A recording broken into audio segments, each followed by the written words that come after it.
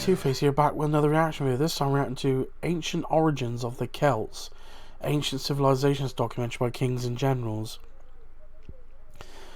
Now, I thought I'd give this series a try, and because Celts are not normally talked about in history documentaries, so not that I've seen anyway. So the usual disclaimer when I react to anything historical, if I don't show so much as what's considered a proper reaction, it is probably obvious that I don't know much about the subject at hand, and if I do anything, I'll most likely pause the video and give my input, or ask any curious questions which hopefully should be answered in the comments below. So without further ado, the link to the original video will be in the description down below. Please go and subscribe to Kings and Generals, another great history channel on YouTube. And without rambling on too long, let's get into this.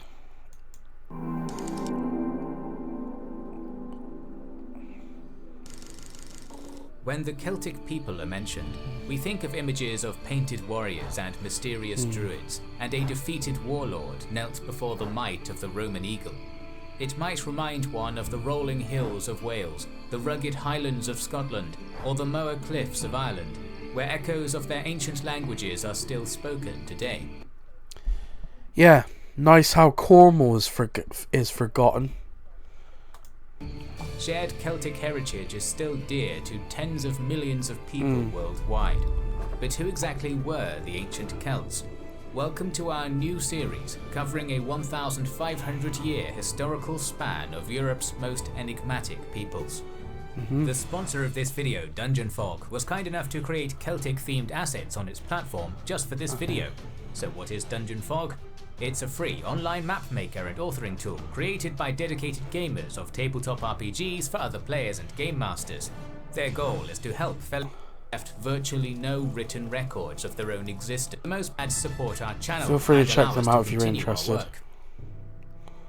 For the most part, the ancient Celts left virtually no written records of their own existence, so we are reliant almost solely on limited archaeological and etymological evidence to piece together their culture, while in the centuries leading up to the birth of Christ, a scattering of Greek and Roman writings give us a slightly more dynamic window into their society.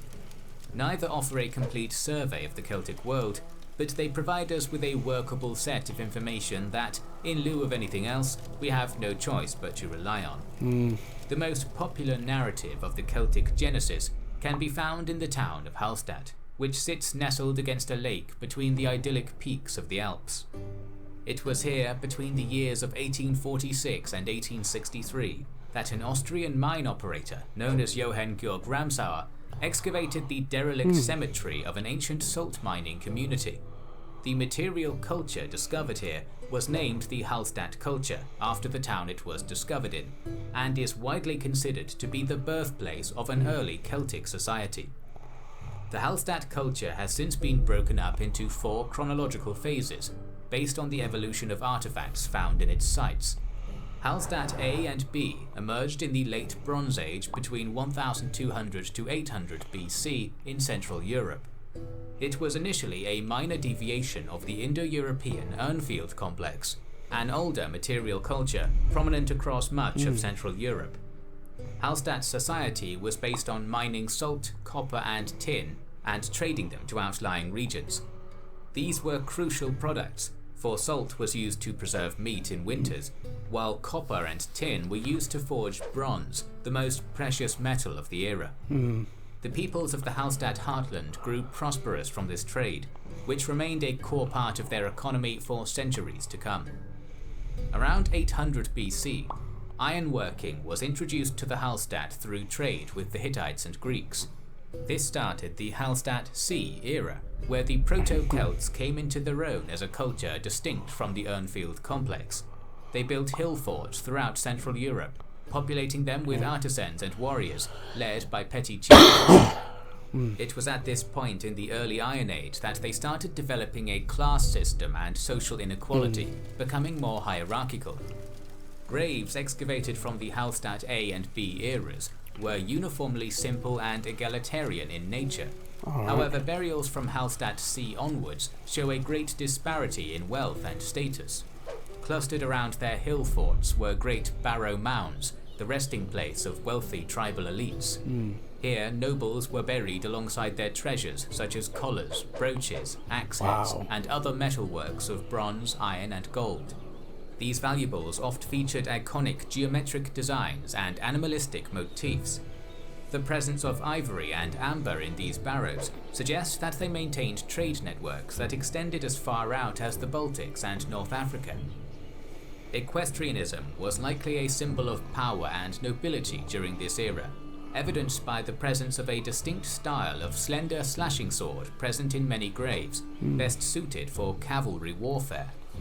Additionally, the highest tribal elites were buried alongside ceremonial bridles, tackles, and ornate horse-drawn cult wagons. The importance of the horse in aristocratic society was likely due to contact with the Indo-Iranian Cimmerians, from whom they adapted the horse and wagon as symbols of tribal power. It was perhaps through the mobility of the horse and their economic and cultural soft power that the Halstad peoples expanded out of their traditional heartland and exported their cultural influence across much of Central Europe.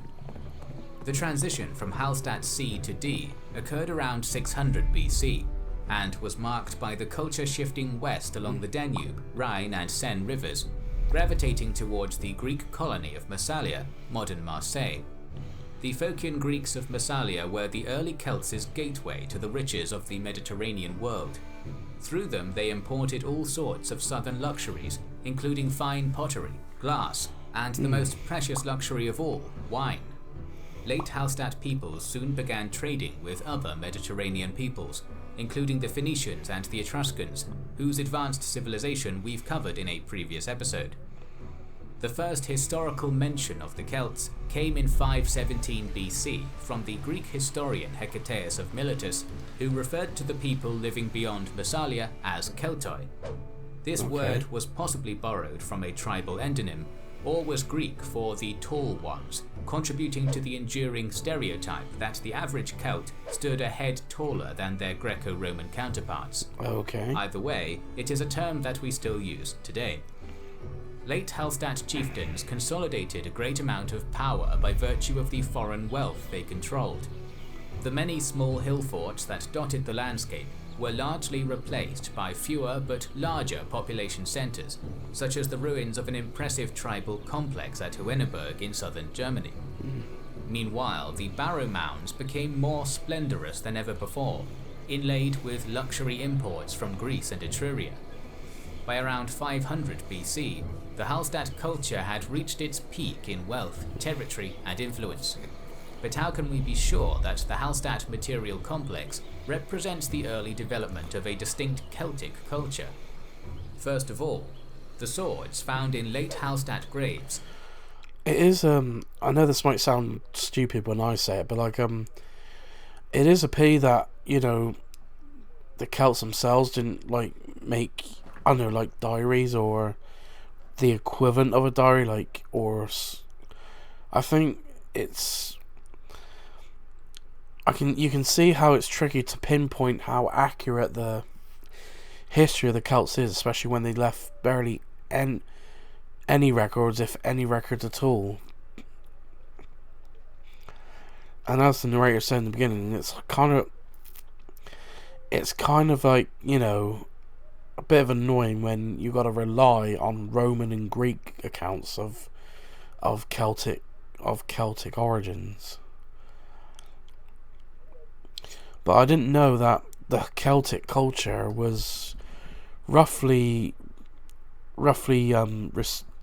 said to be round Halstad and not nearby Austria. Sorry about that. But I know the Celts were originated from somewhere in Europe. I thought it was somewhere like France or Iberia, but I didn't realise it was somewhere in the Alps or Austria. So closely resembled the weaponry that Greco-Roman writers described the Celts using in later centuries. Secondly, the importance of the symbolic horse and wagon in burials was considered an early form of later Celtic funeral rites, which saw chieftains buried within two-wheeled war chariots. Okay. The geometric and animalistic art style of the late Halstad era is accepted to be an early form of Celtic artwork, and perhaps most importantly, the name Halstad itself is derived from an old Celtic word meaning salt place. This is reinforced by the fact that in the Celtic languages of Welsh, Cornish and Breton, the words for salt Cornish. are Halloin and Hollain, presumably cognates of the same ancient root as the ancient word from which the name of the modern town of Halstad. For those who don't know, I was born in Cornwall. I know I live in Plymouth now, but it's technically a half Cornish city, so is derived. Just joking. The evidence all seems to suggest that the Halstead heartland was where the Celts born in Cornwall, raised in Devon, but still, I'm still Cornish born, so emerged as a visible people group, featuring an early form of the Celtic language, tribal hierarchy, and artistic expression. However, this theory has its problems. Although by the late Halstad period, artifacts belonging to the culture would be found from Britain to Croatia, it did not mean that all the peoples in these lands were early Celts. Additionally, not all Celtic speakers in the early Iron Age would have belonged to the Halstad culture. The early Celtic language that became associated with the Halstad heartland developed out of an older Indo-European tongue around 1500 BC, and over centuries spread across much of Central and Western Europe. People on the periphery of the early Celtic world adopted the Proto-Celtic tongue due to the cultural and economic influence of the Halstad elites, but did not necessarily adopt the material culture. For example, Ireland and parts of Spain were predominantly Celtic-speaking by the 5th century BC, but the Celtic migrants there had mixed with the indigenous populations of those regions to form the Celtiberian and Gaelic cultures, which had little to no cultural continuity with the Halstad complex. Basically, there were those who followed the Halstad culture who were not Celtic-speaking, and because you got the Gaelic culture from Ireland, but you also got Scottish Gaelic as well. Then you got early Breton, which is Wales and I'd say early north parts of England, if I remember right. And you got, different parts of England were Breton before the Romans invaded. Well, they were first called as Britons, like Briton. And then down here you got Devon and Cornwall. Yes. I think the Devon folk at this time were known as Devoni, and the Cornish were known as Cornovi, which I think meant the Horn people. Horn people mean because of the shape of Cornwall, like a horn. And Celtic-speaking peoples who were not of the Halstad culture. The prosperous world of the Halstad chieftains came to a sudden end around 450 BC, when the increasingly imperialistic Massalian Greeks decided to abandon their old trade connections to instead try and subjugate the Celts, while the Etruscans shifted their trade routes away from the Halstad heartland. As a result, Celtic power shifted to the north, evolving into Halstad's dynamic successor, the Laten. The Laten culture lasted from around 450 to 50 BC, and is the most iconic era of ancient Celtic history. Developing in 4 separate tribal centres, principally along the Moselle and Marne rivers, it soon expanded across much of Europe. By 300 BC, the Laten culture was dominant across Central Europe, France, Luxembourg, Belgium and Switzerland, and later would arrive in Britain, Western Spain and Ireland. Laten artwork was what the conventional mind considers quintessentially Celtic, featuring cauldrons, drinking vessels, weapons, shields, armour and jewellery characterised by stylistic spiral patterns. It is here we slowly transition from relying primarily on archaeological finds and into the written attestations of classical Greek and Roman authors, who, while often biased or misinformed, still give us a workable amount of information in piecing together the Celtic world, its language, politics, society and religion. The general public may be familiar with the word Gaul, a term often used to refer to the Celts of the Latin world. This title comes from the Old Germanic velhas, meaning foreigner, which the Celts certainly would have been in the eyes of the ancient Germanic tribes. Meanwhile, when a young Roman republic encountered the Latin Celts across the Alps in northern Italy, they referred to them as Galli, which might have been the name of an individual tribe they applied to the entire ethno-cultural group. We will use the words Gaul, Gallic, and Celtic interchangeably, but generally this was not how the peoples in question referred to themselves.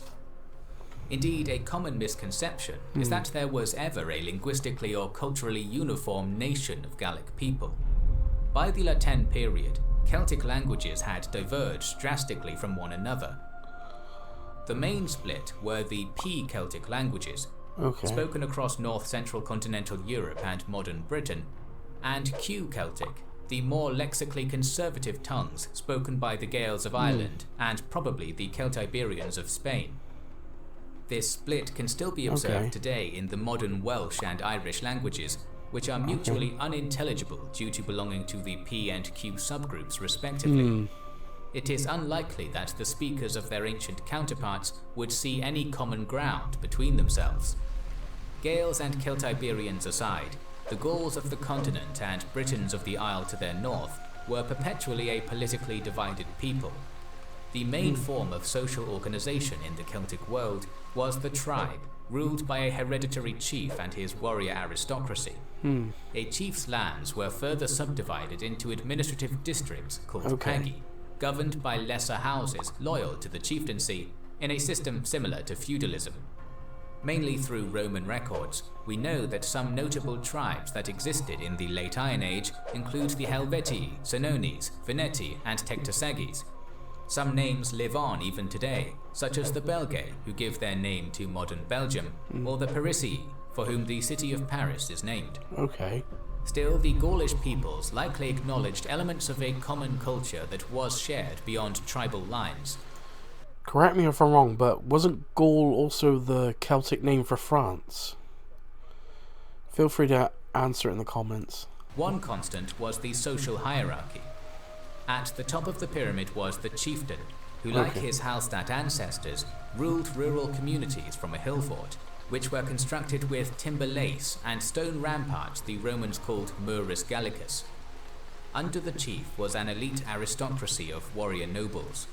Next were craftsmen, mostly consisting of skilled metallurgists who lived in and around the chief's hill fort, supplying the warriors with arms and armor. 90% of Gallic society were subsistence farmers, providing a portion of their production to their chief, who used it to maintain his warrior aristocracy, which in turn protected the farmers from external enemies in a mutualistic relationship. Wheat, barley, beans, oats, and peas made up the Gallic diet, while sheep, pigs, and cattle were commonly raised for wool, meat, and milk. In the south of France, the Celts cultivated grapes and olives. Rather than being a primitive naturalistic people as common perception implies, the Gauls were actually highly developed, with ploughs, iron shares, and coulters able to efficiently till even the heaviest soils. Most Gauls lived in small, rural communities in rectangular houses of timber, wattle, daub, and clay, well insulated for cold winters. In Britain, Ireland, and northwestern Spain, homes were mainly circular and built on unmortared stone. Architecture differed little between the social classes, though the feasting hall of a warrior aristocrat would be larger than a peasant's sheep farm. Greek and Roman writings and sculptures have given us a romanticized image of the average Gaul as a towering, red-maned noble savage sporting a manly moustache while painted head to toe in terrifying war paint. In reality, the average Gaulish man would not have been much taller than the average Roman or Greek. While fashion differed from region to region, the Gauls tended to dress conservatively. Men generally wore long-sleeved tunics and baggy trousers woven from flax and wool. Women tended to wear long dresses, while both sexes were often draped in cloaks decorated with colorful plaid patterns rendered from natural dyes of copper, berries, plants, and stale urine. Personal grooming was highly important to the Celts. For example, both sexes were said to meticulously and painfully pluck all their body hairs. Additionally, there is some truth to the stereotype of the thick Gallic moustache. Depicted often in both Celtic and Greco-Roman iconography, it was likely believed to be a sign of manhood and virility. Okay. Gallic warriors were also said to have washed their hair in a mixture of slaked lime and water, which stiffened it into white spikes. Tattoos and skin dyes were not practiced by continental Gauls, and were limited mainly to the ancient Britons, who, according to Roman accounts, rendered a bluish... Yeah, I just realised I got it wrong. It's not... Well, I sort of got it wrong, but I also got it right. Because even though there was Scottish Gaelic in ancient Celtic language, but I think the other tribe, ancient tribe, that was, I would say, was like Celtic, was the Picts. Feel free to correct me if I'm wrong, but I'm pretty sure that's what I'm... Dye from the Asatis tinctoria flower called woad, which when applied to their flesh was said to provide magic protection in battle. Often of cultural or spiritual significance, jewellery was common among the upper classes. The brooch, a fastener for a cloak, was a remarkably enduring characteristic of Celtic fashion for centuries. Bracelets and arm rings were common, fashioned in the ornate swirling style characteristic of Latin art. The torque, a weight metal neck ring, was a symbol of status and rank, said to bestow the protection of the gods to whoever wore it. On that note, we should take a moment to explore the religion of the ancient Celts. There are two major misconceptions of ancient Celts. The only thing that I remember about anything Celtic when it comes to, Celtic mythology, or if you can call it that, is the two... Now, I apologise if I butcher the pronunciation. The Tuatha Danann. Which, I'm not sure if it's used across the entire... throughout the entire Celtic race, or just used for specific Celtic peoples. Celtic Polytheism, one perpetuated by modern neo-pagan groups, who often portray the ancient Celtic faith as a pure idealized form of proto-environmentalist nature worship, and one perpetuated by the ancient Romans, who sought to portray the Celts as backwards barbarians. The Gaulish gods did not belong to...